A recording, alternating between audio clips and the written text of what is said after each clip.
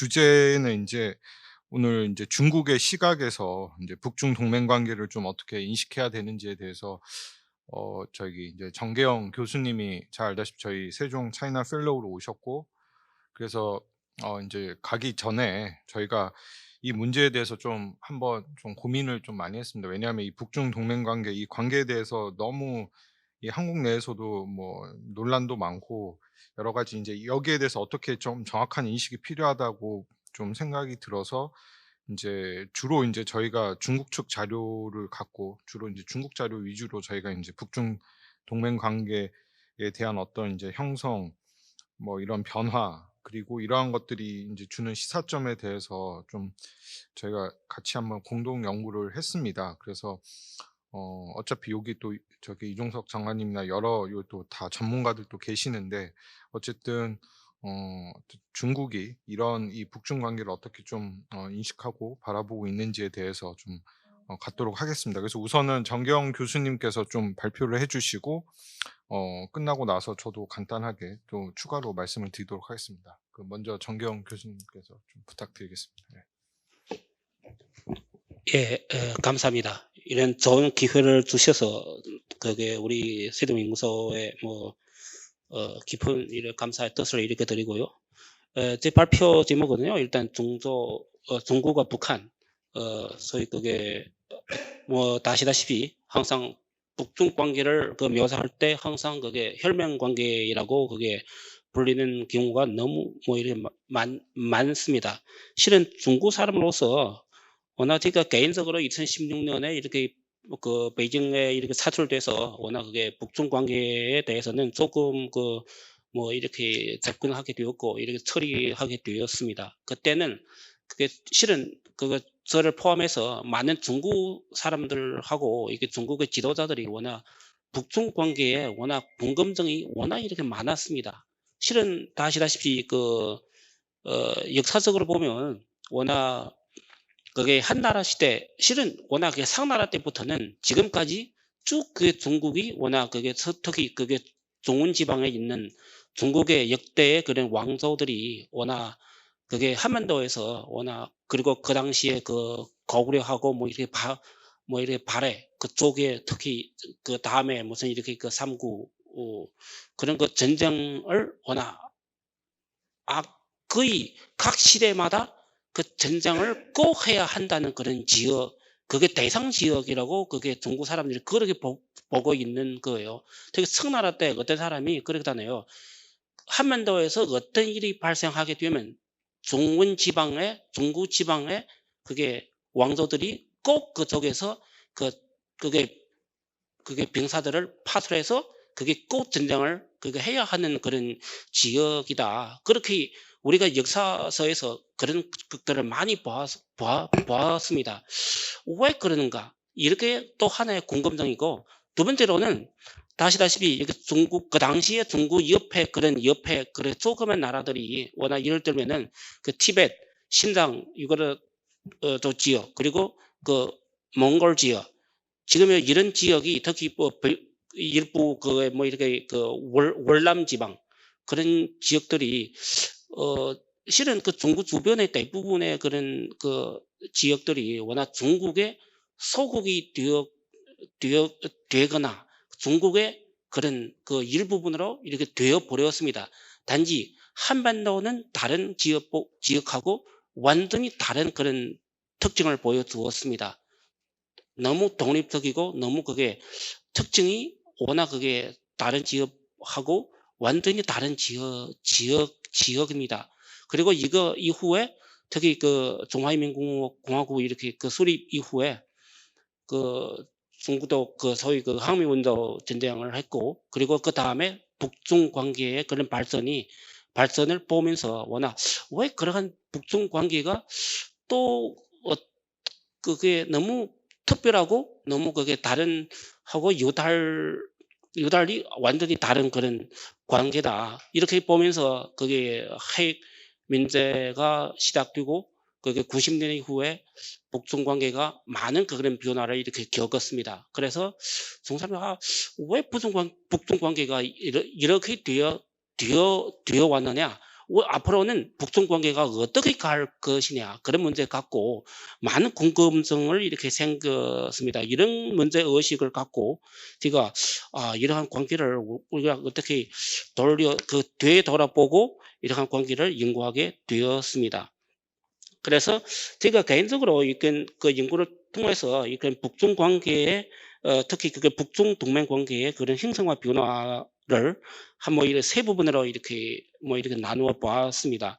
첫째 부분은 바로 북중 소위 그게 혈망 관계, 동맹 관계의 그런 형성 과정, 왜 그렇게 그 북한과 중국을 한데에 모여서 어떻게 그런 북중 관계를 그게 만들어내는 이유가 몇 가지를 이렇게 나누어 보았습니다.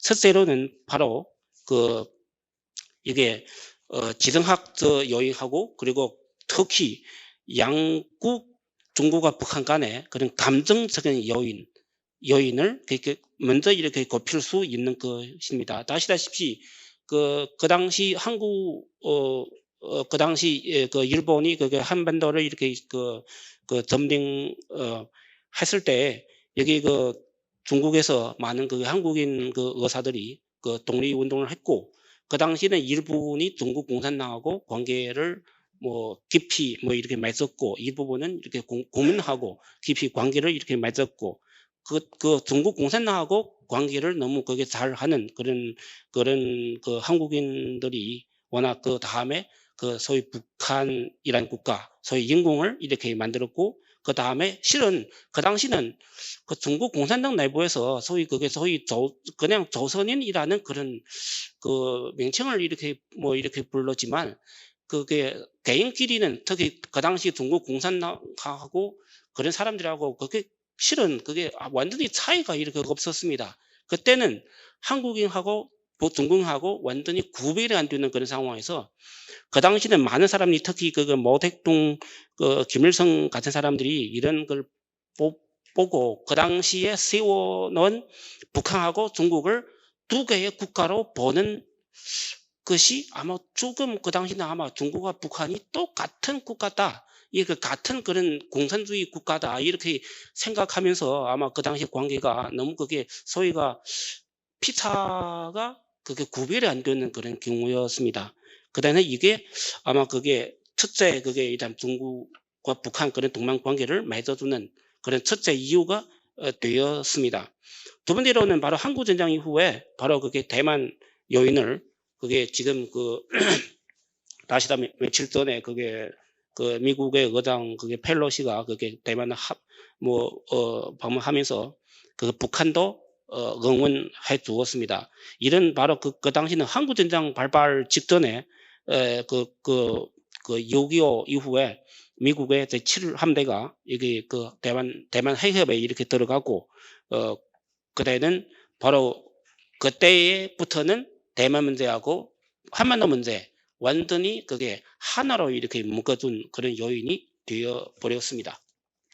이게 두 번째이고 세 번째로는 아시다시피 그 당시는 국가적으로 보면 중국이 너무 크고 북한이 너무 이렇게 작아지만 그 당시 중국이 워낙 그 당시에 소련하고 미국하고 그리고 다른 옆에 지역 충돌이 있기 때문에 중국이 워낙 그 당시에 북한을 이끌어오기 위해서 항상 입으로는 평등 관계를 강조해 보았습니다. 그다음 평등 관계를 강조하면서 북한에 대해서는 북한을 향해서는 우리가 이런 평등 관계를 통해서 우리하고 이렇게 살아가 보자는 그런 뜻이었습니다.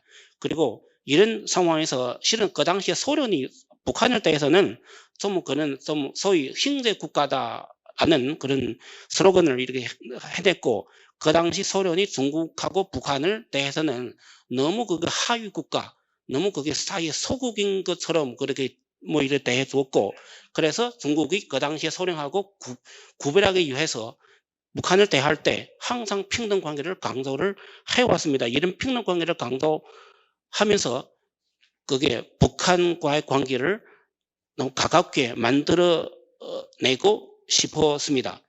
그리고 이것도 있고 또 다른 하나는 그 당시 중국하고 북한은 항상 그 당시 국민당하고 공산당하고 그게 국내 해방 전쟁 하실 때 그 당시 북한이 워낙 공산당에 대해서 많은 지원을 했고 그 당시 그 소위 그 공산당 신상 정권을 이렇게 지켜주는 그런 소위 그 사평 전투나 그 당시 그 공산당이 너무 그게 힘이 없었을 때 항상 국민당하고 싸울 때 실패할 때 항상 북한 경내에 국경에 넘어서 북한 국내에서 쉬고 그리고 그 공급을 뭐 이렇게 받고 그때는 바로 그런 방식을 통해서 국민당하고 이렇게 전투를 했고 이렇게 승리했었습니다.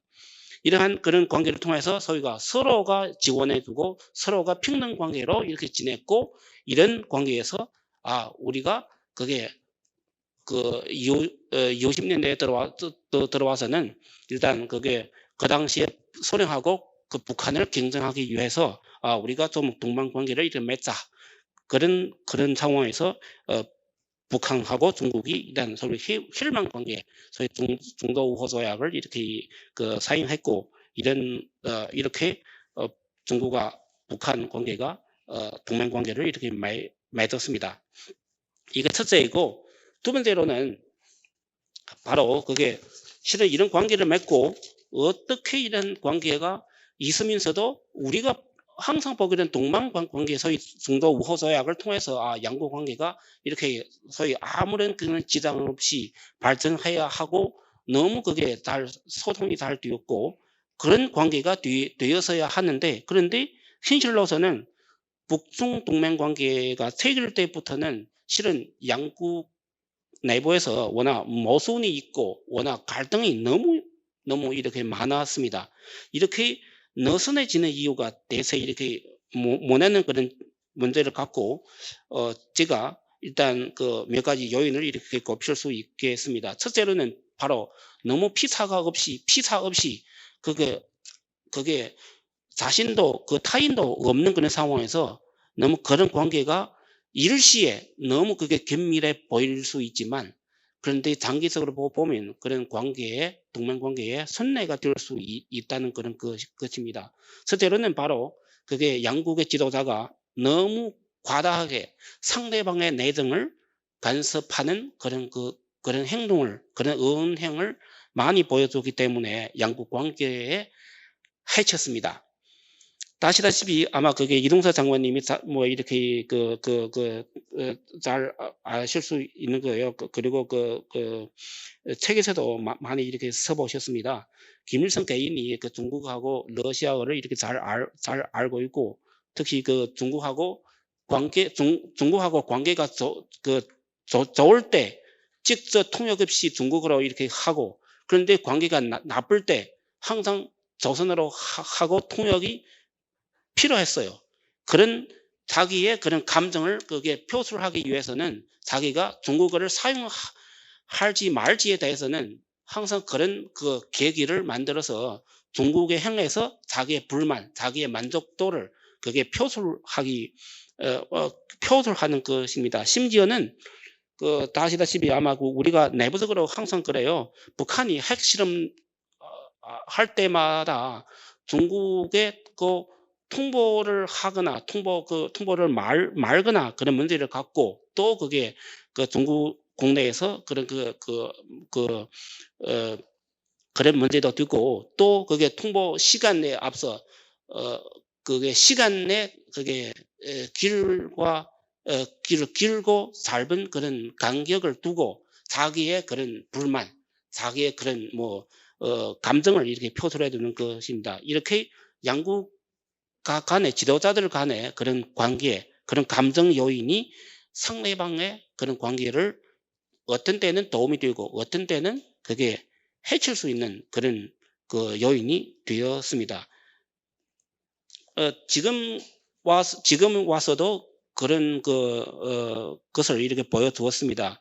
18년, 19년에 중국과 북한 지도자가 서로가 이렇게 선방하면서 항상 그게 중국의 그런 이렇게 중앙 CCTV에서 항상 이렇게 보여주었습니다. 중국에 너무 그게 그게 이렇게 비싼 그런 술 뭐 이렇게 그 공군연에 이렇게 보여주고 이런 중국의 이러한 그런 선물을 통해서 우리 그게 양국의 지도자들 간의 관계가 너무 좋다. 그런 메시지를 이렇게 그 일부러 이렇게 그 만들어내고 그 보여주었습니다.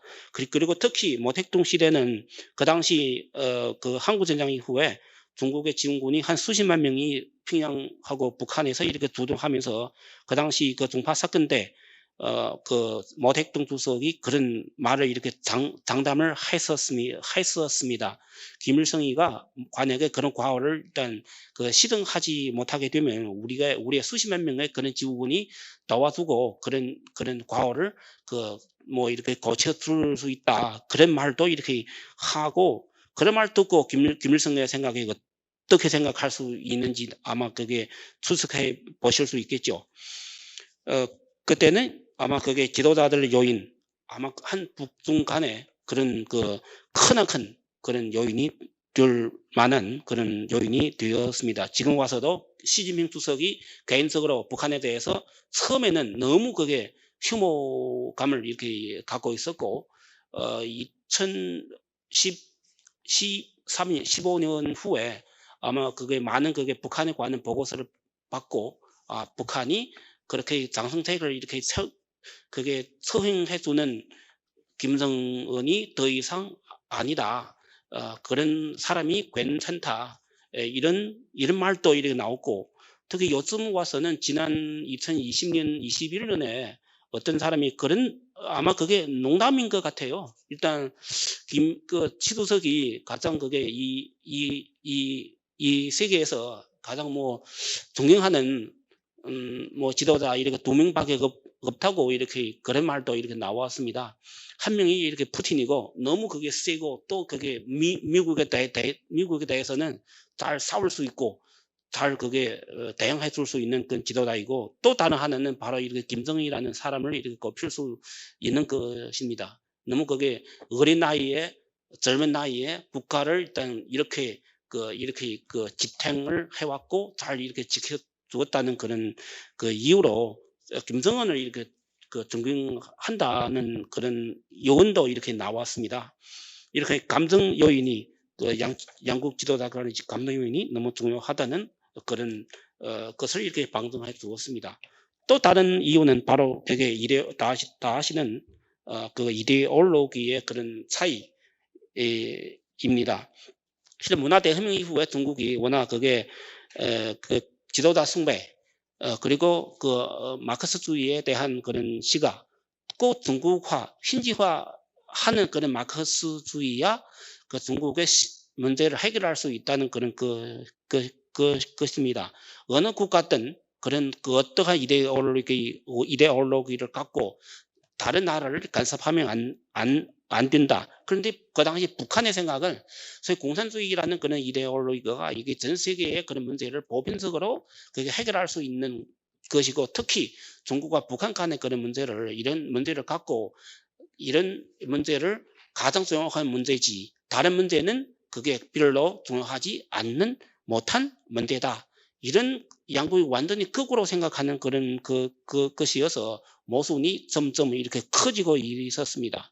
이러한 상황에서 소위 그게 사회주의 이념, 특히 덩소핑 집권 이후에 북한이 그 당시에 중국에 대해서는 소위 수동주의적인 중국, 수동주의 그게 뭐 이렇게 덩소핑이라는 그런 개념을 많이 했고 자기의 북한식 사회주의, 공산주의가 이게 전 세계적인 그런 공산주의를 이끌어 가야 한다는 그런 걸 갖고 있고 양국이 그게 공산주의하고 사회주의에 대한 그런 소위 그런 태도, 그런 인식에 대해서 차이가 많았습니다. 그때부터는 양국이 이렇게 북중 관계가 정치적으로 이데올로기적으로 균열이 생겼습니다. 또 다른 하나는 그 당시 덩사오핑 집권하면서 특히 그게 개인 숭배하고 특히 소위 부자 그게 뭐 이런 아버지가 아들한테 그런 권력을 이렇게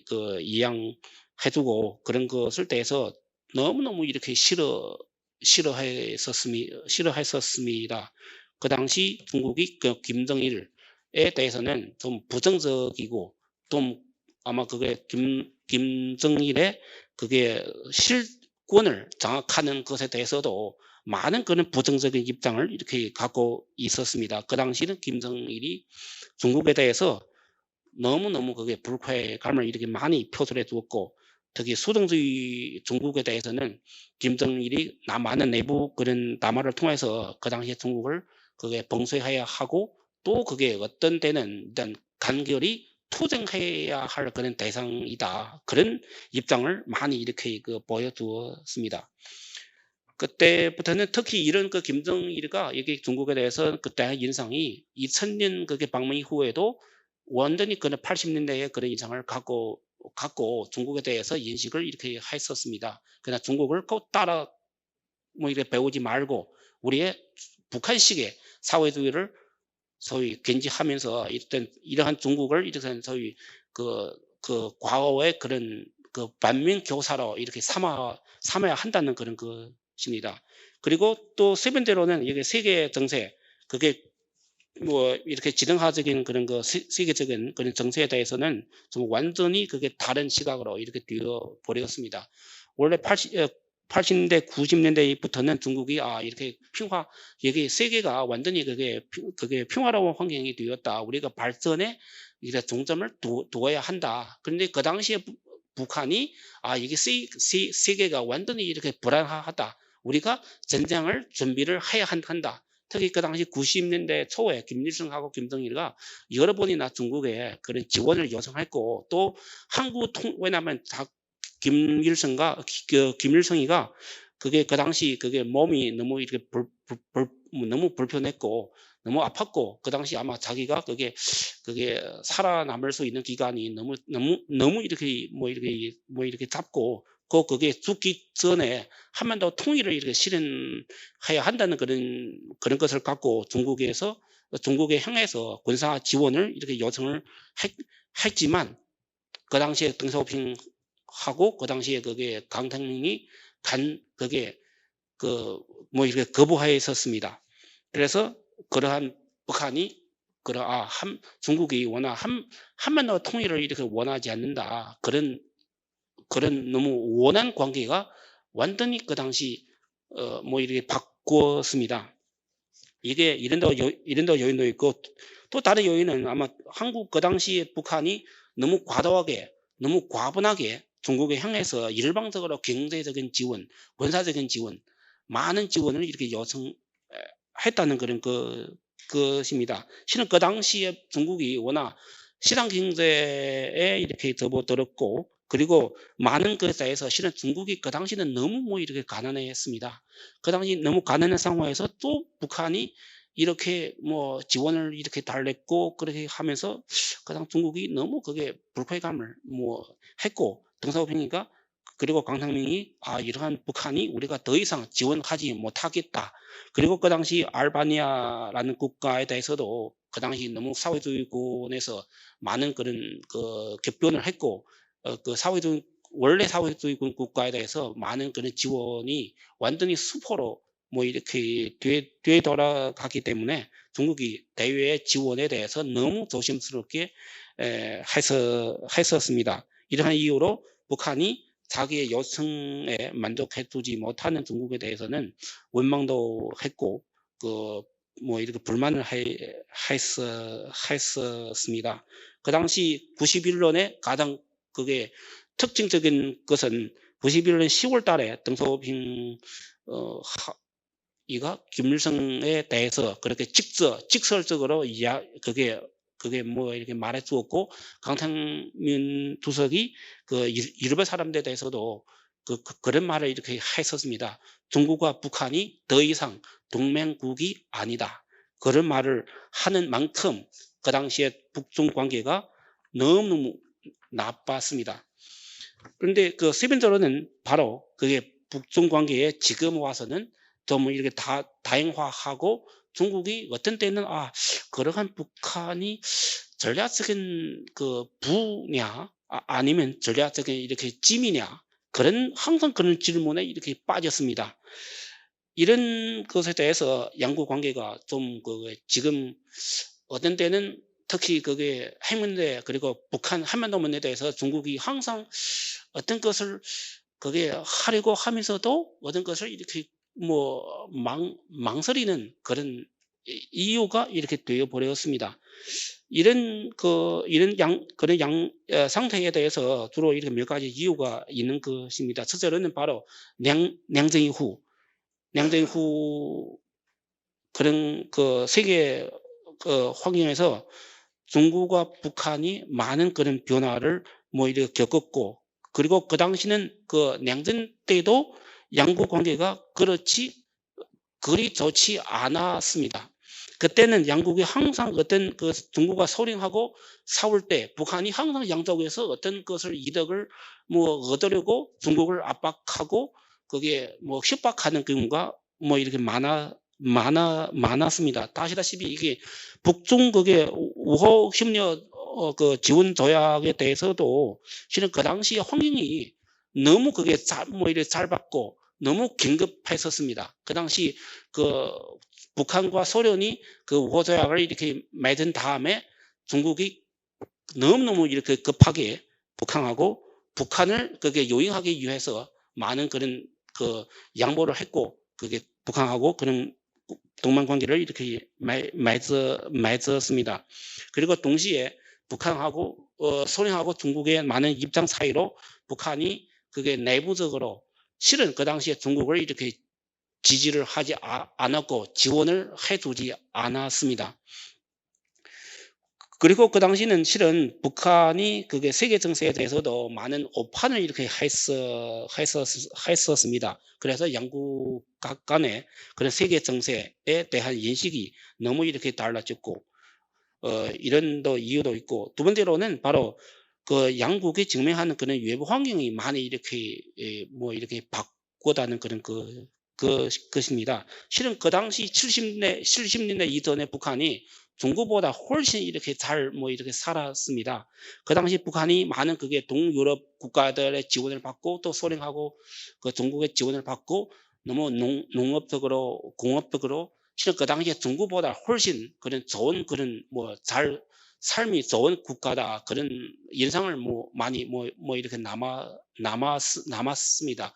지금의 한국 주재 중국 대사 뭐 싱해명 같은 그런 그 또래의 그런 사람들이 그런 대부분이 그 당시에 그 유학을 하는 그런 목적국은 대부분이 뭐 이렇게 북한이었습니다. 그 당시에 북한이 워낙 중국보다 훨씬 그게 잘 뭐 이렇게 살고, 그리고 지원도 그 당시 유학을 하게 되면 지원을 많이 이렇게 받고, 그 당시에 북한이 아마 그 당시 경제적으로 중국보다 훨씬 뭐 이렇게 좋았기 때문에 그랬습니다. 그런데 80년대 이후에 북한이 직면하는 그런 외부 환경이 많이 이렇게 바뀌었고, 너무 그게 지원이 이렇게 줄어들고, 그리고 많은 국가들의 관계가 뭐 이렇게 나빠졌기 때문에 그런 그 사회 경제 발전이 많이 이렇게 뒤떨어졌고, 그리고 특히 90년대 들어와서는 동유럽 국가가 이렇게 그 붕괴하고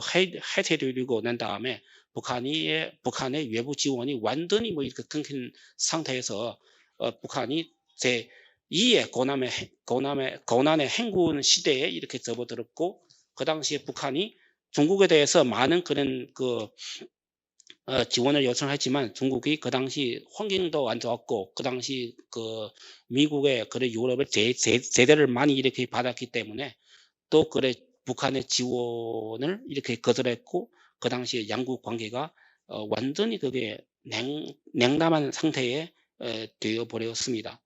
세 번째로는 바로 그 실은 정치적으로 그 양국 관계를 많이 뭐 이렇게 해쳤습니다. 90년대 이후에 그렇게 지금처럼 북한이 중국의 그런 행동에 대해서 많이 그게 노동신문이나 다른 그런 그 언론을 통해서 많은 지원을 했지만, 중국이 실은 실질적인 지원을 주지 않았습니다. 그리고 핵 문제에 대해서도 중국이 워낙 북한이 핵 포기를 해야만 이게 한반도 평화 그리고 한반도의 안정이 될 수 있다, 그런 기본 원칙을 이렇게 견지를 해왔고, 그런 상태에서 양국의 그런 대외의 차이 대외 그런 것에 대해서 특히 그 당시는 그 중국이 이렇게 판문점에서 군사정전위원회를 이렇게 뭐 석원했고 그래 양국 관계가 그게 군사적으로 정치적으로 완전히 그게 완전히 소위 냉동 상태에 이렇게 접어들었습니다. 그 마지막으로는 바로 그 발전 모델에 대해서는 양국이 처음부터는 지금까지 훨씬 이렇게 차이가 너무 이렇게 많았고 그러한에서 중국이 북한이 중국의 그런 발전 모델하고 그런 사회 발전에 그런 대한 양식하고 완전히 동의를 하지 못하고 거기에 인정을 하지 않았습니다. 그래서 중국 국내에서도 북한의 이러한 상태, 이러한 상황에 대해서 인정을 할 수 있는 사람이 이렇게 별로 없습니다. 이런 상황에서 또 다른 이유는 이렇게 원래는 그게 평등 외교, 덩거리 외교가 원래 그 양국 관계를 그게 모으는 이끌어내는 그런 요인이 되었지만 실은 90년대 이후에 특히 90년 이후에 소위 덩거리 외교를 하는 중국에 대해서 북한이 항상 불편한 그런 심기였습니다. 왜냐하면 북한이 생각하기로는 중국이 입으로 하는 덩거리 외교는 북한을 특별한 국가를 이렇게 간주해야 하는 그 덩거리 외교를 해야 한다는 것입니다. 그런데 중국이 하는 덩거리 외교는 북한이 여기 특수 국가가 아닌 아프리카 국가하고 그리고 동남아 국가하고 똑같은 그런 위상의 그런 국가다. 그렇게 생각하면서 북한이 워낙 소외감, 그런 포기감을 이렇게 이렇게 항상 이렇게 느꼈고, 그래 자기의 그런 만족도에 이렇게 만족해 주지 못한 중국에 대해서 불만을 이렇게 했었습니다. 특히 육사회담 핵문제에 대해서 그런 것에 대해 중국이 항상 한국하고 북한 간에 우리가 우리 중국이 북한하고 남한 간에 이러한 관계를 우리가 덩거리 외교를 하면서 우리가 동시에 발전해야 한다는 그런 입장을 북한이 듣고 너무너무 그게 불편했습니다. 왜냐하면 북한이 이러한 중국이 우리 사회주의 중국이 공산주의 국가 중국이 이게 왜 그게 한국 이렇게 나쁜 그런 다변주의 국가 한국하고 덩거리 외교를 할 수 있겠느냐는 그런 것이었습니다. 그래서 이런 많은 요인들을 통해서 북중 관계가 점점 이렇게 어떤 때는 좀 이렇게 멀어지고 지금 와서는 너무 완전히 그게 소위 어떻게 그런 단어로 hình容하면서 지금 완전히 마비 상태에 있는 북중 동맹 관계를 새로운 시대에 접어들어가서 아마 지금 많은 변화를 이렇게 겪었습니다.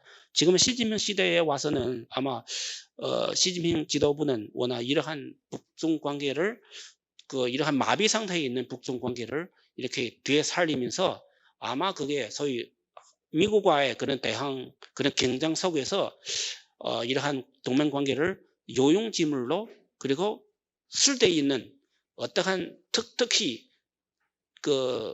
요즘에 들어와서는 북한이라는 국가를 너무 요용성이 있는 그런 무기로 만들어서 아마 앞으로의 동아시아 지역에서 동북아 지역에서 한반도에서 북한이라는 국가를 전략적 찜에서 전략적인 그런 자산으로 만들어내서 아마 앞으로의 한반도 정세에 더 많은 영향을 이렇게 끼치지 않을까 그렇게 생각하고 있습니다. 예, 이상으로 제 부족한 그런 발표에 청팅해 주셔서 감사합니다. 네, 감사합니다. 저도 같이 이거를 이제 정계영 교수님과 잘 설명을 해주셨고요. 저희가 추가로 제가 이제 말씀드리고 싶은 거는 저희가 이 작업을 이제 중국어로 된 거를 이제 또 다시 한국어로 다시 좀 수정하고 이제 작업을 좀 많이 했습니다. 그래서 앞에서 이 내용이 워낙 또 많고 한데 뭐 좀 끝으로 인제 말씀드리고 싶은 거는 어쨌든 이거를 인제 저희가 그 작성을 하면서 역시 북중의 어떤 이 동맹 관계라는 것이 여러 가지 인제 변곡이 있었다라는 거, 그리고 그래서 앞에서 뭐 여러 가지 지금 정겨운 교수님께서 여러 가지 요인들을 설명을 해 주신 것 같습니다. 그래서 저희가 인제 이걸 분류를 해서 이러이러한 분류로 해서 인제 시대적 그리고 어떤 특징별로 이렇게 분류를 했지만, 궁극적으로는 결국은 이제 북중 관계라는 것이 인제 어떤 순만치항적인 관계, 그리고 그런 관계라는 것이 마오 시기, 뭐 덩샤오핑 시기, 그리고 이렇게 시대를 거쳐가면서 이제 변화와 적응을 해 나가고 있다라는 것이죠. 그래서 아까 말씀드렸다시피 마오 시대 때는 어떤 이념적, 지정학적, 정치적 뭐 이런 것들로 인한 관계. 하지만 덩샤오핑 시대 때는 중국의 어떤 개혁 개방이라든지 중국의 어떤 그 당시에 또 미국과의 관계 정상화 이런 거를 통해서 또 북중 간의 어떤 이데올로기의 어떤, 그리고 국가 간의 발전의 갈등, 그리고 국익 간의 전환. 하지만 또 그러한 것들이 또 짱저민 후진타오 시대에서는 이제 또 북핵 문제가 고조되면서 인제 또 지정학적인 그런 부분들이 나왔던 것 같습니다. 그래서 저희가 이러한 것들을, 그러니까 역사적인 관점에서 인제 중국에서는 이걸 되게 중요하게 보는 것 같습니다. 왜냐하면 지금의, 그러면 시진핑의 북중 관계 뭐 지금은 뭐 여러 가지 얘기는 하지만, 그러면 현재 이 북중 관계를 보기 위해서는 과거에 이 북중 관계가 어떤 식의 큰 전략적인 흐름에서 왔는지를 좀 볼 필요가 있었던 것이고, 그런 점에서 되게 저는 많은 그런 공부가 된 것 같습니다. 그래서 지금의 시진핑 정부가 들어와서는 또 미중 간의 전략 경쟁의 격화라든지, 그리고 중국이 지금 2049 년까지 사회주의 강대국을 얘기하고 있고 1대1로를 얘기하고 있고, 그래서 앞으로의 어떤 북중 관계는 방금 말씀드린 것처럼 또 이 변화의 바람, 그러니까 다시 지정학적인 전략적인 관계가 강화되고, 그거는 결국은 이제 미중의 전략 경쟁이 격화된다는 것이고, 또 하나는 이제 뭐 우크라이나라든지 대만 해협 이런 문제들이 또 중국으로 하여금 러시아, 북한, 이란, 뭐 중앙아시아 이런 국가들과의 관계 강화를 통해서 어떤 또 새로운 국제 질서 개편, 이런 식으로 앞으로 이게 계속 살아서 움직이는 이런 식의 어떤 변화. 그래서 앞으로 이런 북중 관계의 어떤 전략적인 공고화될 가능성이 있어 보인다. 이러한 것들은 결국은 이런 역사적 맥락을 인제 살펴보면서 좀 보고자 했던 것 같습니다. 그래서 뭐 간단히 오늘 어쨌든 정겨운 교수님께서 많이 말씀해 주셨고, 또 이번 여기에 있는 건 상당수 또 중국에 있는 자료를 저희가 갖고 작업을 했기 때문에 혹시 관련된 또 질문이 있으시면 또 답변을 하는 식으로 갖도록 하겠습니다. 네. 고렇게 간단히 마치도록 하겠습니다.